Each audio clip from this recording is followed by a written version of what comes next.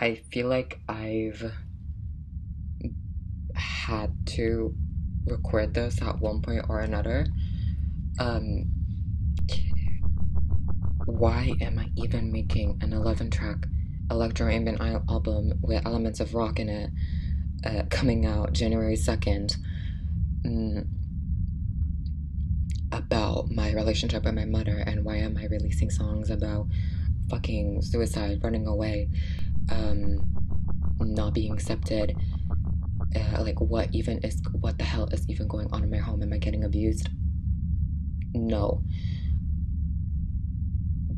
Is this like the perfect living environment for me? No. Would I consider um running to um the streets just to run away from here? Yes. And I still don't consider it as abuse. And the whole entire story I'm gonna explain um in this video, along with all my music and explanations of that. So on March 7th, I believe, of last year, yeah, on March 7th of last year, I came out to or March 14th, something like that. March last year, March 2024, I come out to my mom. I already came out to her when I was like 14 that I was gay. That is not entirely true anymore. I consider myself to be a sapphic transgender woman. So obviously that doesn't match with me anymore. So I come out to my mom in March of last year, and I come into her out on text messages because I'm so scared to actually come up to her and go like, yeah, mom, I am transgender. I want to be called Lucy. I want to be your daughter. And that was like, initially, even I was being encouraged by my ex-best friend, my two friends that I barely keep in contact with. Now our entire group fell out. I don't want to go into this. So like after a few months of encouraging, because I realized that I wasn't non-binary or anything, I realized that I was stikta a trans woman, like just trans woman, they, she, it, whatever. Pronouns are one thing, my identity is another. So I come out to her, I tell her I'm trans, through text messages, which honestly did lessen the blow a little bit, but she did get a little mad at me for doing it over text messages. So I do feel like I have to I do feel like I have to include that in here. But basically her initial reaction was like, I don't believe you. Are you gonna come out as a unicorn next? Whatever, you know, that transphobic bullshit. Is my lap? Oh, that's my TV. Okay, never mind. So yeah, I come out to her, and the initial reaction is terrible. I cry myself to sleep. I wasn't even estrogen. The amount of like pain it would take to cause me before estrogen to actually cry, I would cry like once in a blue moon. Like for like the time frame between March 2024 and before, like July 22nd, I cry like 5 times, and that's a over year gap. So that does say a lot. And after my August trip to my extended family in Missouri, I honestly cried basically the same amount of times during that 1 week stay at Missouri, in their house in Missouri. And then from the initial come out, including it, till I started estrogen, which is a lot. But why did I even cry during my stay in Missouri? I don't want to go into details, but basically my family was all agreeing that queer people should die. And honestly, I was like, my initial reaction was like, I just don't want to be here. I'm just gonna go to my room and go to sleep. obviously I didn't go to sleep. I ended up crying multiple times in the entire night. I'm pretty sure I cried 3 times. And on that night and the night after that, I'm pretty sure we were supposed to go home the day after, but our trip got extended by an additional day, and I made a big fuss about it. Are we even surprised? My brother did too. That's the only reason I probably still keep contacting him. However, when it comes to my mom, who the next day said that while I'm trying to tell her that I did not want to be in that conversation or wanted to hear that conversation, she went like, she like it wouldn't get to her head. She would keep saying, well, would you do that every time someone you don't even know says it? There's a difference between my family and some person I barely know. I could give a shit, but I don't. I could give a shit about what people say about me on the internet. It sometimes affects me, but on the majority scale, majority, whatever, on the general scale, it more affects me what my family and friends say, my close friends. If it's someone distant, then I'm like, whatever.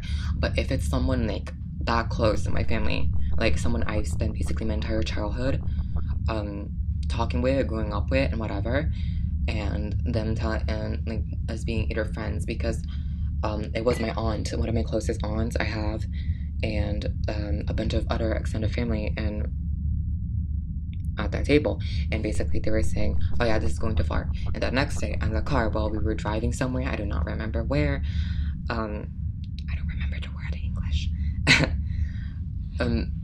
but when we were driving somewhere, she basically told me that I can't change what they feel and whatever.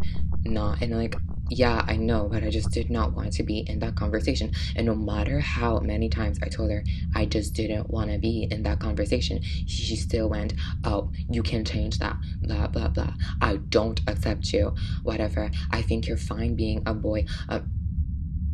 Like, no, that is probably the worst thing I've heard in my entire life.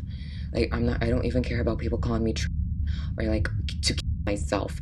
That is what she told me. There was like the confirmation that because originally I thought that she was just trying to protect me, but no, she just didn't accept me. She keeps telling me that no matter what happens, she loves me, but it feels like she's lying to me because she cannot appreciate me in my purest forms. And if she did find out that I am medically transitioning without her knowledge with DIY, she would probably kick me out of the house, would take all my shit away, and I'd probably be disconnected with everyone, including my BFF Paula. Which would definitely affect my mentality really, really badly, because I've also started taking estrogen because the way I was like, whenever I would look at myself in the mirror, I would just like, this is also why my videos are with a filter, why all of my previous pictures were with a filter and not like this. Because first of all, I had a mustache. Second of all, my voice started to bother me, and like, I know estrogen doesn't change your voice, but like, I wanted my voice was extremely like androgynous, I guess I would say. I mean, it was definitely more male leaning, but if I started presenting more androgynously, I would at least feel a little more at home, because before estrogen, I always feel like I was just like looking at something. I just wanted to melt my entire skin off and melt my muscle off and hope it regrows as how I want it to be. Of course, that I'm locked in a different body thing, but that's genuinely how I explained everything, how I explained my transness to people before, that I would stare at myself in the mirror and just see something that I knew it wasn't me, and I wanted to melt off so it could grow the right way. Basically, that was my explanation for my transness. So, I obviously did not tell my mom that I did not tell my mom like about it like that, because she would probably put me in a mental institution. Like I would actually do it, like just because I want to do it, and just because I feel like I don't. I'm not staring at myself, but like something completely else. And looking back at those old pictures from like my first year of high school and my second year of high school, I totally get where I was coming from. Um, and now I would say I actually pretty much like how I look, especially at this angle. Oh, yeah, especially at this angle. So would say that estrogen um, helped me survive a lot, and probably if I never had the person that was able to get that for me, which wasn't my mom, I would probably kill myself. And I really don't like saying that, but the pain I was starting to feel, the misery I was actually feeling um, in my body was getting unbearable. So I just needed action. I saw an opportunity to actually start changing the way I look, to actually become the person I am. So I took it without my mom's knowledge. And this was like freshly after my 16th birthday, so I was actually hoping I would start estrogen at that time. And I'm actually really glad I started it, because like originally in my first few weeks of estrogen, I was starting to regret that. I wish I started it earlier. Obviously, I wish I started earlier. I would rather have like these come in earlier, because these hurt a lot and they're super fucking sensitive. Like I gotta have like a little drop of water on this and I would be cold, freezing, um, and everything. Um, but I'm obviously glad I started it now and not later, because if I waited, I would probably have so many regrets about it. And I'm really glad that I started it now. So how does my mom tie into this? Pretty much explained it, but why am I making an entire album about wanting to run away, wanting to kill myself, um self-harm? Why are some of these tracks so loud, so annoying? I have interpretations for each of these tracks, each of the lyrics. Even though I basically finished this album up in August, I started in like May, I'm pretty sure, around the time I was working on Cowgirl, the original, not the re-recorded. When I was originally working on Cowgirl, I was starting to make this album, and originally it was going to be called I Am Who I Am, and it was going to just be about me being transgender, and it was going to be fully ambient. I have some of the scraps on my alternative SoundCloud, Scalesia, and those are like the ones that fit more into like the ambient non-mutter album, and more into the I Am Who I Am, because there are mentions of sexual assault on there. Why would I keep that, first of all? And I know some people are gonna say that this is a disgusting thing to say in general, but you don't know me and you don't know where these lyrics are coming from. I've genuinely cried over the thought that someone would do that to me.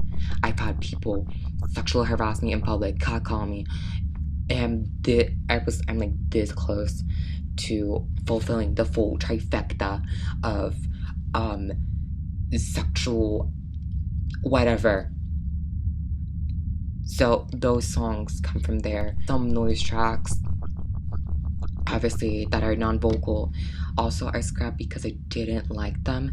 However, I did think about making a second album, but I'm probably never gonna finish it, because like I'm not in the right mindset to make ambient, because when I do make ambient, I am in like this mindset that whereas like after making an album, when I'm in the mastering mixing stage of an album, I get this 1 week, 2 week time where I'm like, I want to make something ambient. that was all before estrogen. It was my way of coping with dysphoria in a way. So basically, how like dysphoria makes this like super weird music. Perverse probably isn't from gender dysphoria, but it did inspire me a lot on this album. It really, really inspired me. There was gonna be a point in time where I was gonna cover Punish, but I did not like my vocals. This was like before I started getting comfortable with everything, like my voice and everything, and getting okay-ish with vocalizing. I'm like literally a D-list vocalizer, but I'm really hoping I can get to the B-list next year. Really cannot be that difficult. It is that difficult. But yeah, that was basically the music, like was like the process for making the music. And why am I directing it at my mother? I keep avoiding this question because I don't like to answer it. I felt miserable during the entirety of August, and I've looked past, like, because now I started estrogen, I have like a completely different view on everything, and I basically looked at everything that happened in the past to now, from the original reaction to her seeing that I was being groomed. She never found out that I was being groomed, but she found out that he was trying to send dick pics to me. Yeah, from that initial reaction to her treating me in these recent days, and how my trust for her and her trust for me had like really dissipated. I really just looked at that and I was like, I think she hates me. And acknowledging that right now makes me feel nothing, but it's like mostly nothing, but I really feel that maybe if I love her harder, as much as I say that I hate her, I really, really don't. Even on this album, when I say I hate you directly, whatever, it's like a burst of anger that why are you doing this to me? I hate you. But I can't hate someone so fundamental in my life, because I don't know, actually. I really don't know why I can't hate her. I don't believe that she feels the same about me. So that's basically what this entire album is about. As of like, we're in the middle of October, 2 weeks after Runaway, and that shit flopped. And I am mad. It's my worst performing single, and I've given the most promotion I've ever given to anything, which is honestly just sad. I am sad that Runaway is performing so poorly and has like 9 streams. I'm genuinely so mad that it's performing so badly, because this album is so personal to me. It's so, like, whenever I listen to the final songs, it just it's like kind of what like Willoughby Tucker is for Hayden Anadonia. It's a deeply personal album. It sonically connects to Destruction, my EP from 2023 that is no longer on the internet. I basically made the beats out of like distorted vocals that I recorded on my computer and like sound effects. It was like a very short EP. I might come back to that and just like purely do that and purely make another noise vocal EP. I know I'm probably gonna feel that dysphoria I had back then. At some point I'm probably gonna feel it. I don't know when, but I just know it's gonna happen. Wait, I'm sorry, it's just gonna piss me off if I don't fix it. To summarize everything I said here, Mother is a very personal and emotional album for me, and I'm really hoping that what I made for this album is gonna affect people in the same way. I'm not saying I want people to be miserable.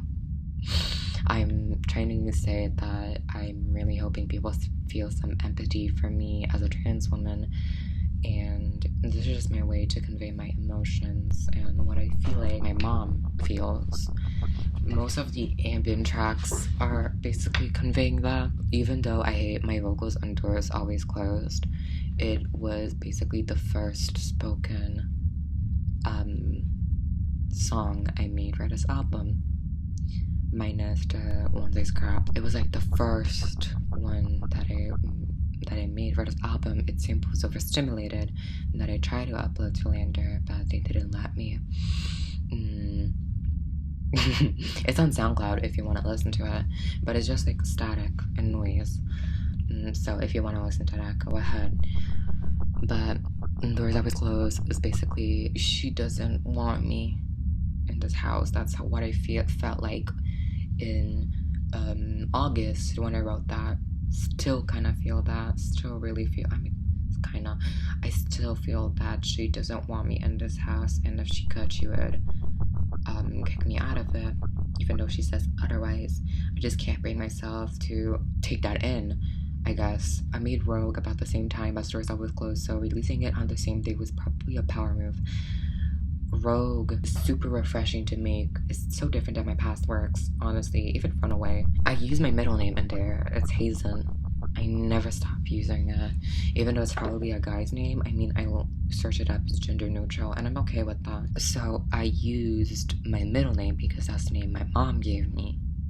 My dead name was given to me by my father and my mom. They agreed on it. So using my middle name instead of my dead name was a way to strictly call to her that I am Rogue, like a Hazen doing each thing wrong. I do everything wrong. Whatever, she doesn't see my efforts, she sees me doing things wrong. And that's basically what Rogue is about. The way I used Rogue was more like malfunction, and I'm not how I'm supposed to be. Metaphor for being transgender. And honestly, I do a lot of stuff wrong, but she only sees the stuff I do wrong and never my efforts. Because that's how it feels like. Anyone looking at this or like listening to this, you'll probably feel like my view is wrong of her, which probably is, but it's genuinely how all the things she said in my in the past affect me. I think that's everything I wanted to talk about. Murder comes out January 2nd, 2025. Rogue and Doors Always Closed come out November 7th, and I have another single coming out before the album release date, and after these two singles come out. After that, and in the meanwhile, I'm probably gonna put out more sexual stuff and more cute stuff, because making music like that genuinely made me feel better. Even though I might not be the biggest fan of my vocals on it or my instrumentals on it, working on loud and cute and aggressive and experimental stuff is what I feel like is my sound. I feel smooth in it, but also genuinely like rock and the similar. And I love making rock, even though I don't have an electric guitar, so I'm just using samples and fake guitars and a shit ton of after processing. But yeah, that is everything. And if you genuinely watch this to the end and you're actually interested in my music, I will link it down in the description. You will be able to listen to it. You should listen to it. It's really good. It's half as good as my favorite songs, and that's all I genuinely need in my career.